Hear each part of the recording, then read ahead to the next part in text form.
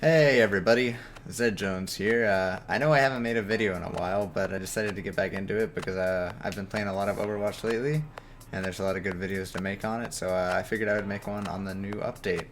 It's in the PTR right now. It's the Ana patch, and as you can guess by the name, there's some pretty big changes, and the most important one is obviously the new character, Ana. Her weapon is a sniper rifle that heals allies over time or damages enemies over time. It's a projectile, as far as I know, it's a projectile when shooting from the hip and hit scan when shooting from the scope, so that can make a pretty big difference in gameplay, and it helps quite a bit for healing allies in a short range since you don't have to worry about missing with the projectile. She has a couple of abilities. Sleep Dart is her left shift, or her primary ability, and it's a projectile that puts enemies to sleep for 5 to 6 seconds, though they awaken instantly upon damage, and it has a 12-second cooldown. So this is mainly for crowd control, and it can help a lot when you've got 1 or 2 people alive and you need to keep them off the point when you're capping it. So yeah, Sleep Dart, that's quite helpful.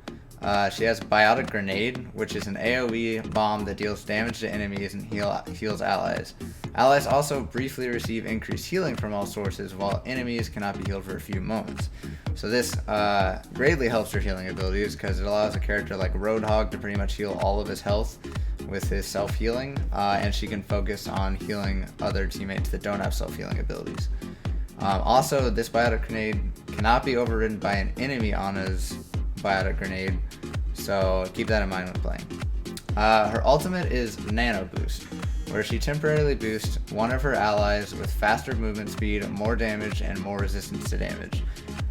Usually this can be really good when comboed with other alts, also with other support alts. And in general, it's pretty interesting to see how it's going to play out, but so far in the PTR it seems like it's pretty powerful if used right. So here we've got a few character changes that are actually really important.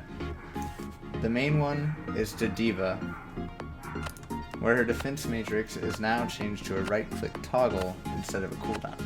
And the toggle has a 1-second cooldown. So basically, she has a toggle now for her defense matrix, and then after you stop using it, it has a 1-second toggle.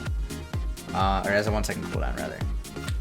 So her ultimate has also gotten a lot of changes.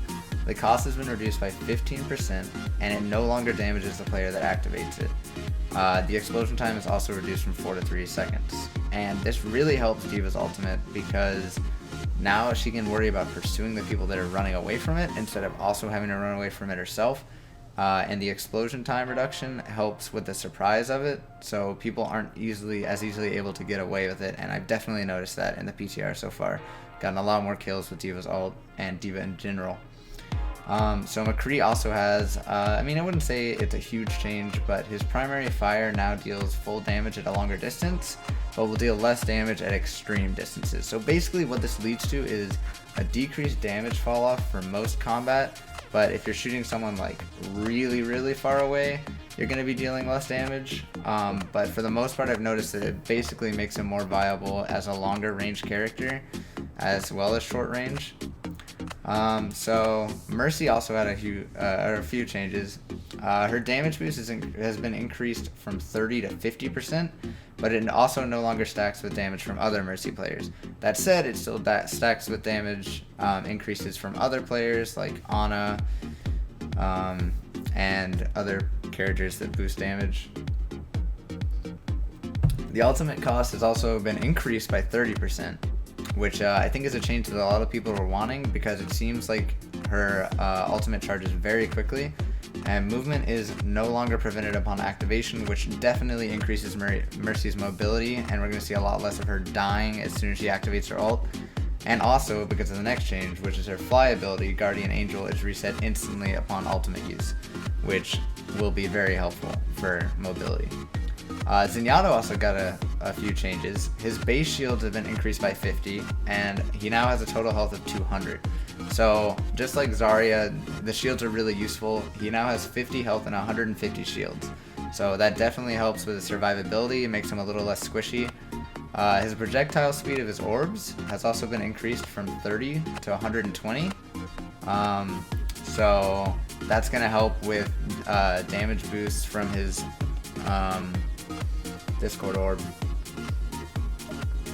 Transcendence also now doubles his movement speed upon activation, which is going to help a lot with healing, because what I've noticed is oftentimes when I'm Zenyatta and I activate my ult, you can't really get to your allies because they're just slightly farther away and your mobility is really slow, so this is going to help that a lot. Also, his healing amount is now increased from 200 to 300 health per second, which will help him as a healing hero because he wasn't able to provide as many heals before as he does now, and all of those changes have also made a big difference. So as far as gameplay goes, there are a few changes. The major one is if a match goes into overtime for more than 20 seconds, the overtime fuse now burns a lot quicker. Players also respawn slower in overtime and increase time of 2 seconds. And this has been a huge difference from what I've noticed so far in the PTR. Is overtime is basically just like you duke it out once and then whoever wins is gonna win, pretty much. That's mostly what I've noticed in the change. There haven't been as many overtime takeovers once the first wave of enemies have been decided. Also, self-healing abilities now charge ultimate, and there have been a few adjustments in ultimate charge. For example, Bastion's ultimate charges 10% slower, Lucio's charges 10% slower, Roadhog's also charges 10% slower, and Soldier's charges 10% slower. Another change to Soldier 76 is that he has slightly slower spread recovery than previously, where he instantly recovered after he stopped firing. You probably won't notice this much. It only really mattered for people in competitive and very high skilled matches. And last of all, competitive matches can now only have one of each hero per team, and I think that's a difference. I haven't played competitive yet in the PTR, but I think that's a difference that a lot of people were hoping for. So hopefully that'll work out well. So thank you guys for watching. I know I haven't made a video in a long time. I hope this helps you guys understand the changes better, and yeah, stay tuned. Thanks.